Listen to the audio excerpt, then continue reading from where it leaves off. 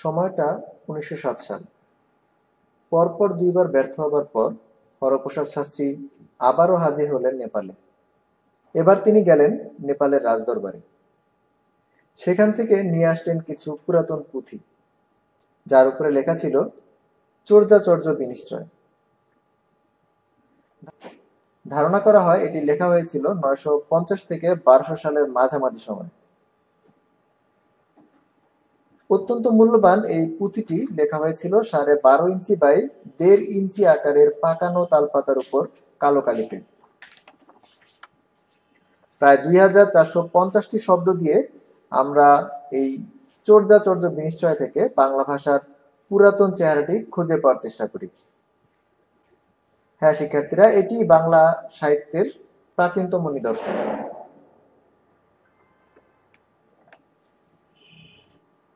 চর্যাপদ লিখিত হওয়ার পর কেটে গেছে ১,০০০ বছরেরও বেশি সময়। এই সময়টিতে বাংলা ভাষা ও সাহিত্যকে আজকের এই পর্যায়ে যারা নিয়ে এসেছেন তাদের মধ্যে রয়েছে মাইকেল মধুসূদন দত্ত, বঙ্কিমচন্দ্র চট্টোপাধ্যায়, রবীন্দ্রনাথ ঠাকুর, কাজী নজরুল ইসলাম, শরৎচন্দ্র চট্টোপাধ্যায়, জীবনানন্দ দাশ, জসিম উদ্দিন, ডক্টর মোহাম্মদ শহীদুল্লাহ, ডক্টর সুমিত কুমার উপাধ্যায়, ঈশ্বরচন্দ্র বিদ্যাসাগর সহ আরো অনেকেই। একাদশ দ্বাদশ শ্রেণীর বাংলা ওরিয়েন্টেশন ক্লাস শুরু করার পূর্বে শ্রদ্ধা জানাচ্ছি সেই সকল মনীষীদের যাদের অক্লান্ত পরিশ্রম এবং অধ্যবসায়ের ফলে বাংলা ভাষা ও সাহিত্য আজকের এই পর্যায়ে এসে উপনীত হয়েছে। ২০২০-২১ শিক্ষাবর্ষে একাদশ শ্রেণীতে ভর্তি হওয়া শিক্ষার্থীদের বাংলা ওরিয়েন্টেশন ক্লাসে স্বাগত জানাচ্ছি। আমি মোহাম্মদ তারিকুল ইসলাম জনি, প্রভাষক বাংলা, ইকবাল সিদ্দিকী কলেজ। বাংলা প্রথম পত্র বিষয়টিকে মোট ২টি বই রয়েছে। একটি হচ্ছে বাংলা সাহিত্য পাঠ এবং অন্যটি হচ্ছে সহপাঠ। তোমাদের জ্ঞাতার্থে বলে রাখি, এই সাহিত্য পাঠ অংশটি এবার নতুনভাবে সংস্করণ করা হয়েছে। আর এই সংস্করণে যুক্ত হয়েছে 10টি কবিতা ও গদ্য এবং 10টি কবিতা ও গদ্য বাদ দেওয়া হয়েছে বই থেকে। সহপাঠ অংশের উপন্যাস এবং নাটক অপরিবর্তিতই রয়েছে। এই সাহিত্য পাঠ অংশটি মূলত 2টি অংশে বিভক্ত, একটি হচ্ছে গদ্য এবং অন্যটি হচ্ছে কবিতা। গদ্য অংশে রয়েছে মোট 12টি প্রবন্ধ, 11টি গল্প, অনুবাদ, ভ্রমণ কাহিনী, রম্য রচনা, বিজ্ঞান ভিত্তিক কল্পকাহিনী, স্মৃতিকথা, নাটিকা ও লোককাহিনী রয়েছে একটি করে মোট 60টি।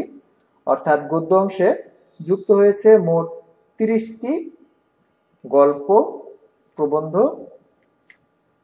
কবিতা অংশ একই রকম ভাবে যুক্ত হয়েছে মোট 30টি কবিতা। কবিতাগুলোতে রয়েছে গীতি কবিতা, কাহিনী কবিতা, নাট্য কবিতা, সনেট, কাব্যনাট্য, মহাকাব্যের অংশ ইত্যাদি। কবিতা অংশে যেই কবিতাগুলো যুক্ত হয়েছে, এই কবিতাগুলো মধ্যযুগ থেকে সাম্প্রতিক কালের যে কবিগুলো বাংলা সাহিত্যে গুরুত্বপূর্ণ অবদান রয়েছেন তাদের কবিতা অন্তর্ভুক্ত হয়েছে। এবং একই রকম ভাবে গদ্য অংশেও ঈশ্বরচন্দ্র বিদ্যাসাগরের কাল থেকে সাম্প্রতিক কালের লেখকদের গদ্য রচনা এখানে যুক্ত করা হয়েছে। জ্ঞাতার্থে বলে রাখি শিক্ষার্থীরা, বাংলা প্রথম পত্রে গদ্যে যে 30টি ছোট গল্প প্রবন্ধ যুক্ত রয়েছে তাদের মধ্যে আমাদের পড়তে হবে মোট 12টি এবং কবিতা অংশে 30টি কবিতা থেকে আমাদের এইচএসসি পরীক্ষার প্রস্তুতির জন্য নিতে হবে 12টির প্রস্তুতি। সহপাঠ অংশে আমাদের পড়তে হবে একটি উপন্যাস এবং একটি নাটক। তাহলে চলো শিক্ষার্থীরা, এবার আমরা জেনে নেই কোন কোন গদ্য এবং কোন কোন কবিতা আমাদের সিলেবাসে রয়েছে। প্রথমে চলো দেখি গদ্য অংশে কি কি গদ্য যুক্ত হয়েছে। প্রথমে রয়েছে বাংলার নব্য লেখকদিগের প্রতি নিবেদন। এটির রচয়িতা বঙ্কিমচন্দ্র চট্টোপাধ্যায়। এটি এই বছর নতুনভাবে সিলেবাসে যুক্ত করা হয়েছে। গত বছর এই জায়গাটিতে ছিল বিড়াল নামক রম্য রচনা। বাংলার নব্য লেখকদিগের প্রতি নিবেদন এর মূল বিষয়বস্তু হচ্ছে উৎকৃষ্ট সাহিত্য রচনার লক্ষ্যে আদর্শ লেখকের করণীয়। এটি নেওয়া হয়েছে বঙ্কিমচন্দ্র চট্টোপাধ্যায়ের বিবিধ প্রবন্ধ নামক প্রবন্ধ গ্রন্থ থেকে। যেহেতু এটি গত বছরের সিলেবাসে ছিল না, সুতরাং এখান থেকে 2019 শিক্ষাবর্ষে কোনো সৃজনশীল এবং বহু নির্বাচনী প্রশ্ন আসেনি। 2 নম্বরে রয়েছে রবীন্দ্রনাথ ঠাকুর রচিত অপরিচিতা নামক ছোট গল্পটি। এর মূল বিষয়বস্তু হচ্ছে যৌতুক প্রথার বিরুদ্ধে সম্মিলিত প্রতিরোধ। নেওয়া হয়েছে গল্প সপ্তক এবং গল্পগুচ্ছ 3য় খণ্ড থেকে। 2019 সালে রাজশাহী, কুমিল্লা, চট্টগ্রাম, যশোর ও সিলেট বোর্ড থেকে সিলেট বোর্ডে এই ছোট গল্প থেকে সৃজনশীল প্রশ্ন এসেছিল এবং ঢাকা, রাজশাহী, কুমিল্লা, চট্টগ্রাম, সিলেট এই কয়েকটি বোর্ডে একটি করে বহু নির্বাচনী এবং যশোর ও বরিশাল বোর্ডে এই ছোট গল্প থেকে 2টি করে বহু নির্বাচনী প্রশ্ন এসেছিল। 3 নম্বরে রয়েছে বিলাসী। এটির রচয়িতা শরৎচন্দ্র চট্টোপাধ্যায়। এটিও এবছর নতুন যুক্ত করা হয়েছে। এর মূল বিষয়বস্তু কুসংস্কারাচ্ছন্ন সমাজ ব্যবস্থা। বেগম রোকেয়া সাখাওয়াত হোসেনের গৃহ প্রবন্ধটি রয়েছে 4 নম্বরে। গত বছর এখানে ছিল বেগম রোকেয়া সাখাওয়াত হোসেনের চাষার দুঃখ নামক প্রবন্ধটি। গৃহ প্রবন্ধের মূল বিষয়বস্তু হচ্ছে পুরুষতান্ত্রিক সমাজে নিজ গৃহ নারীর অসহায়ত্ব। 5 নম্বরে আছে বিভূতিভূষণ বন্দ্যোপাধ্যায়ের আহ্বান নামক ছোট গল্পটি। এর মূল বিষয়বস্তু অসাম্প্রদায়িকতা ও উদার মানবিকতার সম্পর্ক। নেওয়া হয়েছে বিভূতিভূষণ বন্দ্যোপাধ্যায়ের রচনাবলী থেকে। 2019 সালে এখান থেকে রাজশাহী এবং দিনাজপুর বোর্ডে সৃজনশীল প্রশ্ন এসেছিল এবং বহু নির্বাচনী প্রশ্ন এসেছিল ঢাকা, রাজশাহী, চট্টগ্রাম, সিলেট, যশোর ও বরিশাল বোর্ডে একটি করে এবং দিনাজপুর ও কুমিল্লা বোর্ডে এখান থেকে 2টি করে বহু নির্বাচনী প্রশ্ন এসেছিল।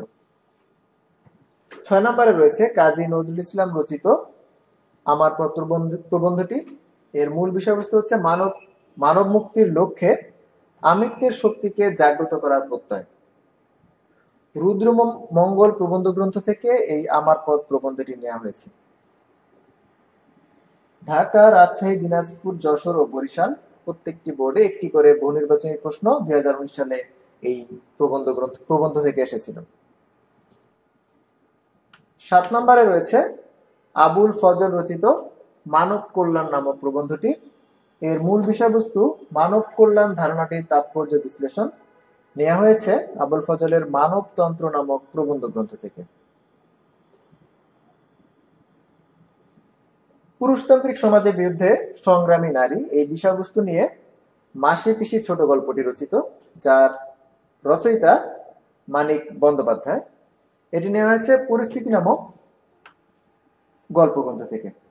দিনাজপুর, বরিশাল, চট্টগ্রাম, সিলেট ও কুমিল্লা বোর্ডে 2019 সালে মাসি পিসি ছোট গল্প থেকে সৃজনশীল প্রশ্ন এসেছিল এবং ঢাকা ও রাজশাহী বোর্ডে একটি করে এবং যশোর বোর্ডে এখান থেকে 2টি প্রশ্ন বহু নির্বাচনী প্রশ্নতে এসেছিল। 9 নম্বরে রয়েছে আমাদের জাতির জনক শেখ মুজিবুর রহমান রচিত 52 দিনগুলো নামক প্রবন্ধটি। 1952 সালে ভাষা আন্দোলনকালীন স্মৃতিচারণা করা হয়েছে এই 52 দিনগুলি নামক প্রবন্ধে এবং এটি নেওয়া হয়েছে বঙ্গবন্ধু শেখ মুজিবুর রহমান রচিত অসমাপ্ত আত্মজীবনী নামক প্রবন্ধ গ্রন্থ থেকে। এটি প্রকাশ করা হয়েছিল 2012 সালে। 2019 সালে এখান থেকে রাজশাহী, চট্টগ্রাম ও সিলেট বোর্ডে সৃজনশীল প্রশ্ন এসেছিল। ঢাকা, দিনাজপুর, চট্টগ্রাম, সিলেট, যশোর ও বরিশাল বোর্ডে একটি করে এবং রাজশাহী বোর্ডে এই 52 দিনগুলি থেকে 2টি বহু নির্বাচনী প্রশ্ন এসেছে। 10 নম্বরে রয়েছে মুক্তিযুদ্ধ ভিত্তিক একটি ছোট গল্প। এর লেখক আখতারুজ্জামান ইলিয়াস। রেইনকোট এই গল্পটির মূল বিষয়বস্তু হচ্ছে মুক্তিযুদ্ধ সময়কার ঢাকার পরিস্থিতি। নেওয়া হয়েছে জাল স্বপ্ন, স্বপ্নর জাল এই গল্পগ্রন্থ থেকে। ঢাকা, বরিশাল, সিলেট, যশোর ও চট্টগ্রাম বোর্ডে 2019 সালে এখান থেকে একটি করে সৃজনশীল প্রশ্ন এসেছিল এবং ঢাকা, চট্টগ্রাম, সিলেট, যশোর বোর্ডে একটি করে, দিনাজপুর ও কুমিল্লা বোর্ডে এই রেইনকোট গল্প থেকে 2টি করে সৃজনশীল প্রশ্ন এসেছিল। 11 নম্বরে রয়েছে মোহাম্মদ জাফর ইকবাল রচিত একটি সায়েন্স ফিকশন। এর নাম মহাজাগতিক কিউরেটর এবং এর মূল বিষয়বস্তু হচ্ছে মানুষের বিধ্বংসী রূপ। ঢাকা, চট্টগ্রাম, সিলেট, যশোর বোর্ডে এখান থেকে একটি করে বহু নির্বাচনী এবং বরিশাল বোর্ডে এখান থেকে 2টি বহু নির্বাচনী প্রশ্ন এসেছিল 2019 সালে। সর্বশেষ যে গদ্যটি যুক্ত হয়েছে সেটি হচ্ছে নেকলেস। এটি একটি অনুবাদ গল্প। মূল লেখক ছিলেন গি দা মোপাসা এবং এর বাংলার অনুবাদক হচ্ছে পূর্ণেন্দু দস্তিদার। ভাগ্যের বিড়ম্বনা হচ্ছে আমাদের এই নেকলেস গল্পের মূল বিষয়বস্তু। ফরাসি ভাষায় রচিত লা পারুরে নামক ছোট গল্পটি বাংলায় অনুবাদ করে নেকলেস নামকরণ করা হয়েছে। 2019 সালে ঢাকা ও যশোর বোর্ডে এখান থেকে সৃজনশীল প্রশ্ন এসেছিল এবং ঢাকা, দিনাজপুর, কুমিল্লা এবং বরিশাল বোর্ডে একটি করে এবং চট্টগ্রাম, সিলেট ও রাজশাহী বোর্ড এখান থেকে 2টি করে বহু নির্বাচনী প্রশ্ন এসেছিল। তো এই ছিল আমাদের 12টি প্রবন্ধ বা ছোট গল্প। চলো এবার আমরা দেখি কোন 12টি কবিতা আমাদের সিলেবাসের অন্তর্ভুক্ত রয়েছে। প্রথমেই রয়েছে বিভীষণের প্রতি মেঘনাদ, রচয়িতা মাইকেল মধুসূদন দত্ত। এর মূল বিষয়বস্তু মাতৃভূমির প্রতি ভালোবাসা। নেওয়া হয়েছে মাইকেল মধুসূদন দত্তের অমর কীর্তি মেঘনাদ বধ নামক মহাকাব্যের 6ষ্ঠ সর্গ বধ বা বধ থেকে। এটি লেখা হয়েছে অক্ষরবৃত্ত ছন্দে। 2019 সালে এখান থেকে রাজশাহী ও চট্টগ্রাম বোর্ডে সৃজনশীল প্রশ্ন এসেছিল এবং ঢাকা, রাজশাহী, কুমিল্লা, চট্টগ্রাম, সিলেট ও যশোর বোর্ডে একটি করে এবং দিনাজপুর ও বরিশাল বোর্ডে এখান থেকে 2টি করে বহু নির্বাচনী প্রশ্ন পরীক্ষায় এসেছিল।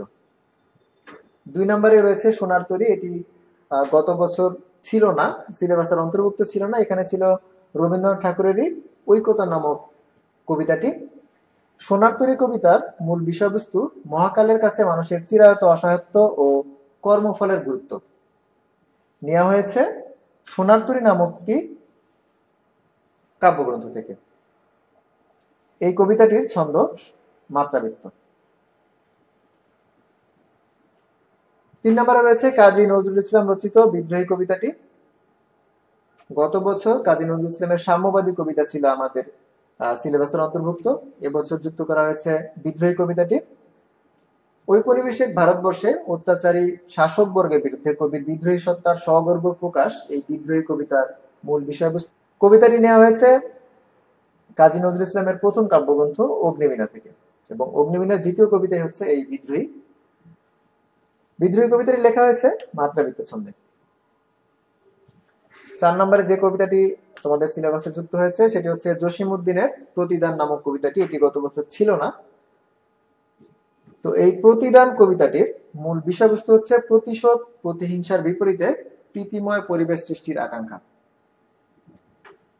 বালুচর নামক কাব্যগ্রন্থ থেকে এই প্রতিদান কবিতাটি নেওয়া হয়েছে এবং এর ছন্দ মাত্রাবৃত্ত। যেহেতু এই কবিতাগুলো গত বছরের সিলেবাসে অন্তর্ভুক্ত ছিল না, সুতরাং এখান থেকে কোনো সৃজনশীল ও বহু নির্বাচনী প্রশ্নও আসেনি। 5 নম্বরে রয়েছে জীবনানন্দ দাশ রচিত সুচেতনা নামক কবিতাটি। পৃথিবীতে বিরাজমান নেতিবাচকতার বিপরীতে কবির আরাধ্য চেতনাগত সত্য হচ্ছে আমাদের এই সুচেতনা কবিতার মূল বিষয়বস্তু এবং এই সুচেতনা কবিতাটি নেওয়া হয়েছে জীবনানন্দ দাশের সবচাইতে উল্লেখযোগ্য যে কাব্যগ্রন্থ সেই বনলতা সেন নামক কাব্যগ্রন্থ থেকে। এই কবিতার ছন্দ অক্ষরবৃত্ত। 6 নম্বরে রয়েছে তাহারই পরে মনে। এটির রচয়িতা সুফিয়া কামাল। প্রিয়জন হারানোর বিরহ বেদনায় হচ্ছে তাহারই পরে মনে কবিতার মূল বিষয়বস্তু। নেওয়া হয়েছে সুফিয়া কামালের সাঝের মায়া নামক কাব্যগ্রন্থ থেকে। এর ছন্দ অক্ষরবৃত্ত। সিলেট, যশোর, ঢাকা, দিনাজপুর ও কুমিল্লা বোর্ডে 2019 সালে এখান থেকে একটি করে সৃজনশীল প্রশ্ন এসেছিল এবং কুমিল্লা, যশোর ও বরিশাল বোর্ডে একটি করে এবং চট্টগ্রাম ও সিলেট বোর্ডে 2টি করে বহু নির্বাচনী প্রশ্ন এসেছিল এই কবিতা থেকে। 7 নম্বরে রয়েছে ফরুক আহমেদের পদ্মা কবিতাটি। প্রমত্ত পদ্মার ভয়ঙ্কর ও কল্যাণময়ী রূপের সঙ্গে এদেশের জনজীবনের একাত্মতাই হচ্ছে এই পদ্মা কবিতার মূল বিষয়বস্তু। কাফেলা নামক কাব্যগ্রন্থ থেকে এই পদ্মা কবিতাটি নেওয়া হয়েছে। অক্ষরবৃত্তে ছন্দে রচিত আমাদের এই কবিতাটি।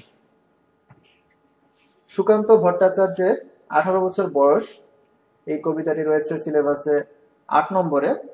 বয়স সন্ধিকালের বৈশিষ্ট্য আমাদের এই 18 বছর বয়স কবিতার মূল বিষয়বস্তু। এটি নেওয়া হয়েছে সুকান্ত ভট্টাচার্যের ছাড়পত্র নামক কাব্যগ্রন্থ থেকে। এর ছন্দ অক্ষরবৃত্ত। যশোর বোর্ডে 2019 সালে এখান থেকে একটি সৃজনশীল প্রশ্ন এসেছিল। ঢাকা, রাজশাহী, কুমিল্লা, চট্টগ্রাম, সিলেট ও বরিশাল এই বোর্ডগুলোতে একটি করে বহুনির্বাচনী প্রশ্ন এসেছিল 18 বছর বয়স কবিতা থেকে। 9 নম্বরে রয়েছে শামসুর রহমানের ফেব্রুয়ারি 1969 কবিতাটি। 21-এর চেতনা নিরিখে 1969 সালের গণ আন্দোলন হচ্ছে এই কবিতার মূল বিষয়বস্তু। নেওয়া হয়েছে শামসুর রহমানের নিজ বাসভূমে নামক কাব্যগ্রন্থ থেকে। এই কবিতাটির ছন্দ অক্ষরবৃত্ত। ঢাকা বোর্ডে 2019 সালে এখান থেকে একটি সৃজনশীল প্রশ্ন এসেছিল। এছাড়া ঢাকা, দিনাজপুর, কুমিল্লা ও বরিশাল বোর্ডে একটি করে বহুনির্বাচনী এবং রাজশাহী বোর্ডে 2টি বহুনির্বাচনী প্রশ্ন এসেছিল ফেব্রুয়ারি 1969 থেকে। 10 নম্বরে রয়েছে আমি কিংবদন্তির কথা বলছি। এর রচয়িতা আবু জাফর ওবায়দুল্লাহ। বাঙালির হাজার বছরের ইতিহাস উপস্থাপনাই হচ্ছে আমাদের এই কবিতার মূল বিষয়বস্তু। আমি কিংবদন্তির কথা বলছি এই কাব্যগ্রন্থ থেকে এটি নেওয়া হয়েছে। এর ছন্দ গদ্য ছন্দ। ঢাকা, রাজশাহী, চট্টগ্রাম, সিলেট, যশোর ও বরিশাল বোর্ডে একটি করে এবং কুমিল্লা বোর্ডে 2টি প্রশ্ন এসেছিল 2019 সালে এই কবিতা থেকে। 11 নম্বরে রয়েছে নুরুল দিনের কথা মনে পড়ে যায়। এর রচয়িতা সৈয়দ শামসুল হক। নুরুল দিন নামক একজন প্রতিবাদী ব্যক্তিত্বকে উপস্থাপন হচ্ছে আমাদের এই কবিতার মূল বিষয়। এটি নেওয়া হয়েছে নুরুল দিনের সারা জীবন নামক কাব্যনাট্য থেকে। এই কাব্যনাট্যের প্রথমে যে প্রস্তাবনা অংশটি রয়েছে সেই প্রস্তাবনা অংশটি নুরুল দিনের কথা মনে পড়ে যায় নামক কবিতা আকারে আমাদের সিলেবাসের অন্তর্ভুক্ত হয়েছে। কবিতাটি লেখা হয়েছে অক্ষরবৃত্ত ছন্দে। ঢাকা, রাজশাহী, দিনাজপুর, চট্টগ্রাম, সিলেট, যশোর ও বরিশাল বোর্ডে একটি এবং কুমিল্লা বোর্ডে 2টি করে প্রশ্ন এসেছে আমাদের এই নুরুল দিনের কথা মনে পড়ে যায় কবিতা থেকে। সর্বশেষ যে কবিতাটি যুক্ত রয়েছে সেটি হচ্ছে আবু হেনা মুস্তফা কামালের ছবি কবিতাটি। নেওয়া হয়েছে আপন যৌবন বৈরী নামক কাব্যগ্রন্থ থেকে। এর বিষয়বস্তু হচ্ছে 30 লক্ষ বাঙালির আত্মাহুতির মধ্য দিয়ে অর্জিত বাংলাদেশের স্বরূপ। এর ছন্দ গদ্য ছন্দ। যেহেতু এটি গত বছরের সিলেবাসে যুক্ত ছিল না, সুতরাং এখান থেকে কোনো সৃজনশীল প্রশ্ন আসেনি। চলো শিক্ষার্থীরা, এবার আমরা দেখি সহপাঠ অংশে কি কি রয়েছে। সহপাঠ অংশে প্রথমে রয়েছে একটি নাটক। নাটকটির নাম সিরাজউদ্দৌলা এবং এটি একটি ঐতিহাসিক নাটক। এটি লেখা হয়েছে 1965 সালে এবং এর রচয়িতার নাম সিকান্দার আবু জাফর। দেশি বিদেশি চক্রান্তের পরিপ্রেক্ষিতে দেশপ্রেমিক নবাব সিরাজউদ্দৌলার করুণ পরিণতি সিরাজউদ্দৌলা নাটকের মূল বিষয়বস্তু। এরপরে রয়েছে একটি উপন্যাস। 1948 সালে প্রকাশিত লাল সাল উপন্যাসটি আমাদের সিলেবাসের অন্তর্ভুক্ত। রচয়িতা সৈয়দ ওয়ালিউল্লাহ। ধর্মকে ব্যবহার করে সাধারণ মানুষকে ধোঁকা দেওয়া হচ্ছে লাল সাল উপন্যাসের মূল বিষয়বস্তু। এতক্ষণ তো আমরা বাংলা প্রথম পত্রের সিলেবাস জানলাম। চলো এবার আমরা মান বন্টনটা একবার দেখে নিই। বাংলা প্রথম পত্র বিষয়ের বিষয়কোড হচ্ছে 102 এবং আমাদের 100 নম্বরের জন্য এই পরীক্ষাটি হয়ে থাকে। 100 নম্বরের মধ্যে সৃজনশীল প্রশ্নে রয়েছে 70 নম্বর। গদ্য অংশ থেকে 4টি প্রশ্ন থাকবে, আমাদের ন্যূনতম 2টি প্রশ্নের উত্তর করতে হবে। কবিতা অংশ থেকে 3টি প্রশ্ন থাকবে, আমাদের ন্যূনতম 2টি উত্তর করতে হবে। উপন্যাস এবং নাটক থেকে 2টি করে প্রশ্ন থাকবে, আমাদের ন্যূনতম 1টি করে উত্তর করতে হবে। এবং মোট যে 11টি প্রশ্ন আছে সেখান থেকে সর্বমোট আমাদের উত্তর করতে হবে 60টি প্রশ্নের। অর্থাৎ ন্যূনতমর বাইরেও যে কোনো একটি অংশ থেকে আমাদের একটি বেশি উত্তর করতে হবে। প্রত্যেক প্রশ্নের মান 10 করে। সুতরাং 60টি সৃজনশীলের জন্য আমাদের এখানে নম্বর বরাদ্দ হচ্ছে 70। বহুনির্বাচনীর জন্য রয়েছে 30 নম্বর। এখানে গদ্য থেকে মোট বহুনির্বাচনী আসে 12টি, কবিতা থেকে আসে 12টি, উপন্যাস থেকে 3টি এবং নাটক থেকে আসে 3টি। সবগুলো প্রশ্নের উত্তরই আমাদের করতে হয় এবং প্রত্যেকটির জন্য নাম্বার বরাদ্দ থাকে 1।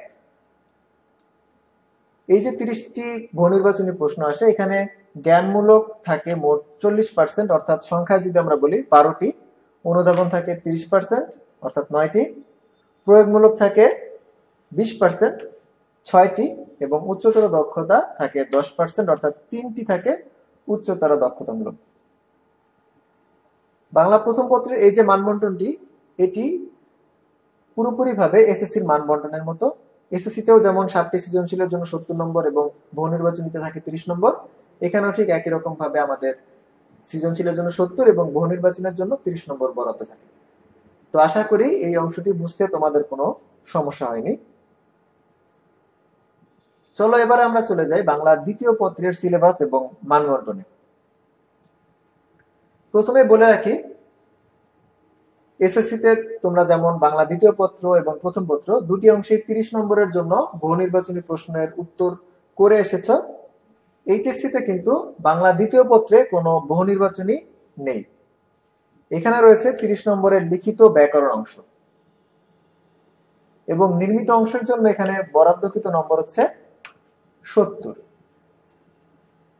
তাহলে চলো আমরা দেখি ব্যাকরণ এবং নির্মিত অংশে আমাদের কি কি পড়তে হবে। ব্যাকরণ অংশে আমাদের 6টি টপিক সম্পর্কে ভালোভাবে অধ্যয়ন করতে হবে।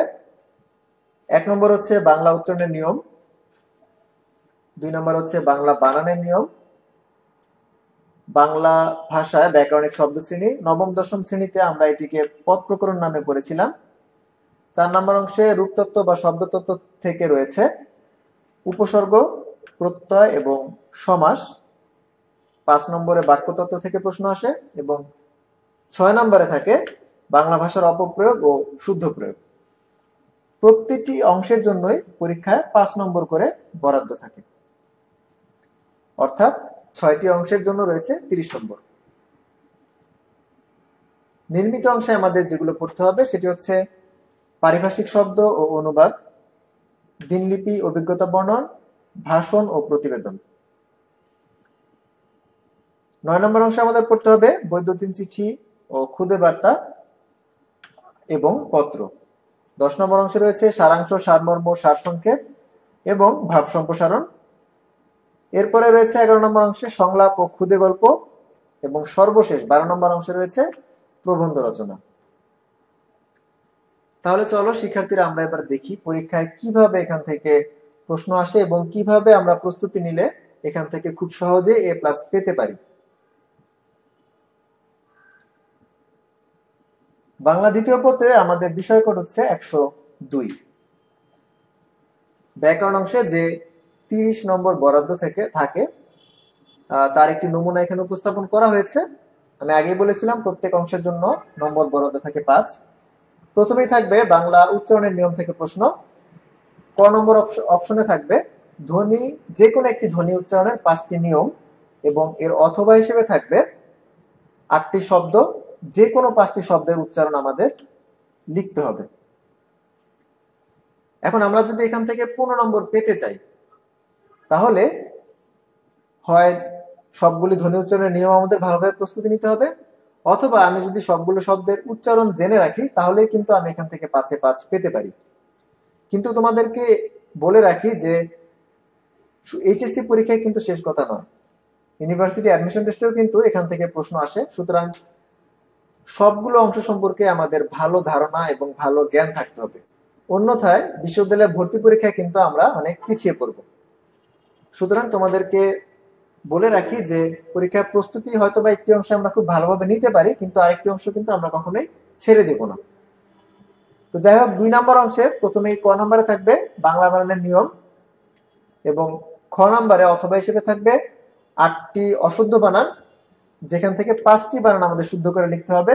এর জন্য নাম্বার বরাদ্দ হচ্ছে 5। অর্থাৎ আমরা যদি বাংলা বানানের সবগুলো নিয়ম পরীক্ষায় প্রস্তুতি নিই, তারপর আমরা 5 নম্বর উত্তর করতে পারবো, অথবা যদি আমরা শুদ্ধ বানান জানি তারপরেও কিন্তু আমরা এখান থেকে 5 পেতে পারি।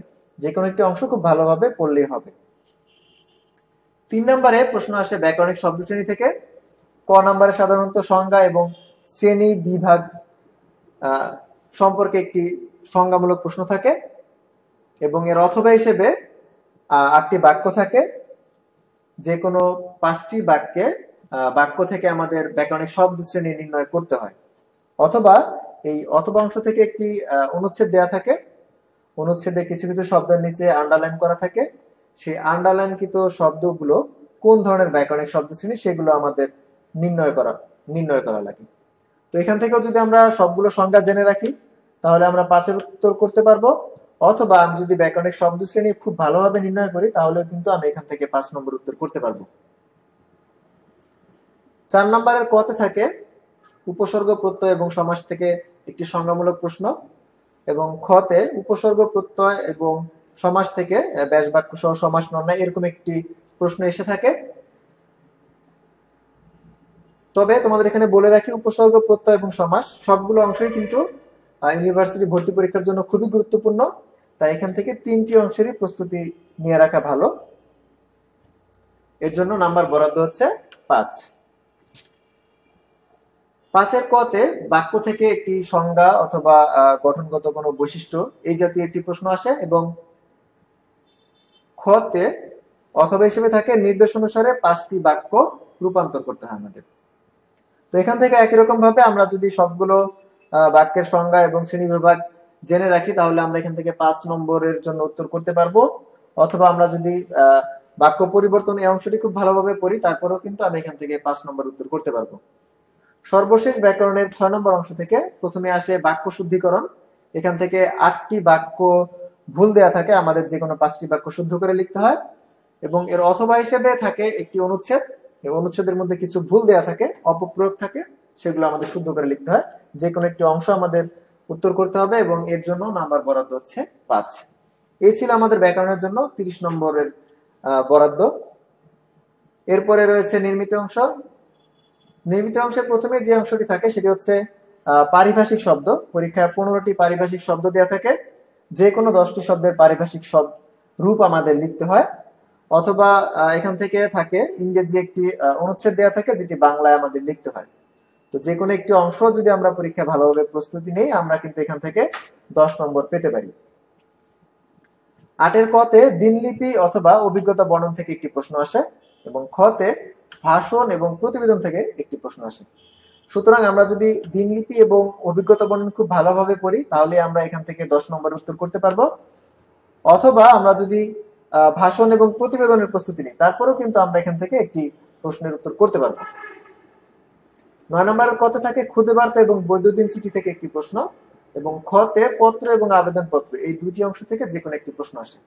এখান থেকে ঠিক একই রকম, আমি যদি খুদে বার্তা এবং বৈদ্যুতিন চিঠির প্রস্তুতি নিই তাহলে আমি উত্তর করতে পারবো 10-এ, অথবা আমি যদি এখান থেকে পত্র এবং আবেদন পত্রের প্রস্তুতি নিই তারপরেও কিন্তু আমি 10-এর উত্তর করতে পারবো। 10-এর কতে সারাংশ, সারমর্ম এবং সারসংক্ষেপ এই 3টি অংশ থেকে একটি প্রশ্ন আসে, এবং অথবাতে ভাব সম্প্রসারণ থাকে একটি।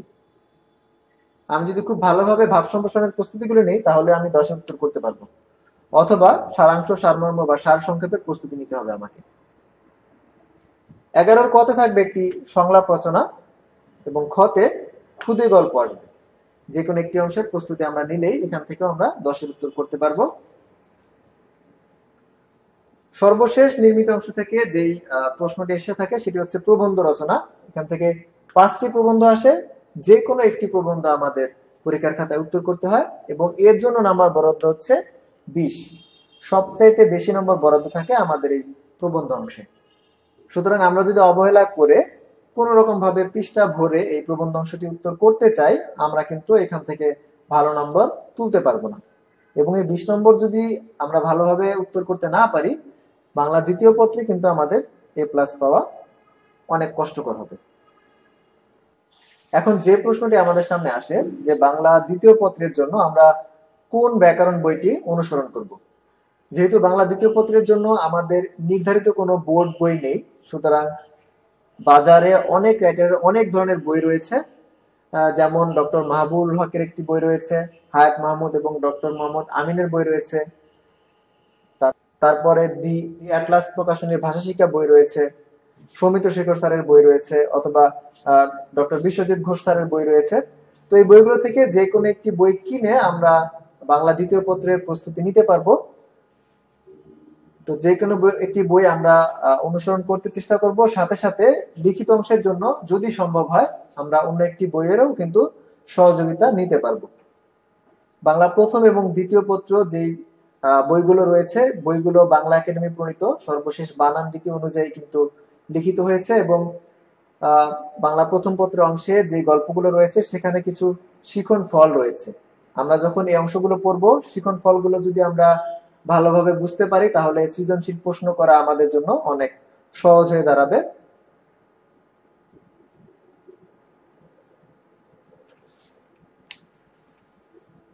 তো প্রিয় শিক্ষার্থীরা, আশা করি এইচএসসি বাংলা প্রথম ও দ্বিতীয় পত্র সিলেবাস এবং মান বন্টনের উপরে তোমাদের সামনে যে আলোচনা করা হলো সেটি দেখে তোমরা কিছুটা হলেও উপকৃত হয়েছ। তাহলে আর দেরি কেন, আজ থেকেই শুরু হোক তোমাদের এইচএসসি পরীক্ষার প্রস্তুতি। ওরিয়েন্টেশন ক্লাস আজ এখানেই শেষ করছি। সকলের সুস্থতা, সুস্বাস্থ্য ও দীর্ঘায়ু কামনা করছি। আল্লাহ হাফেজ।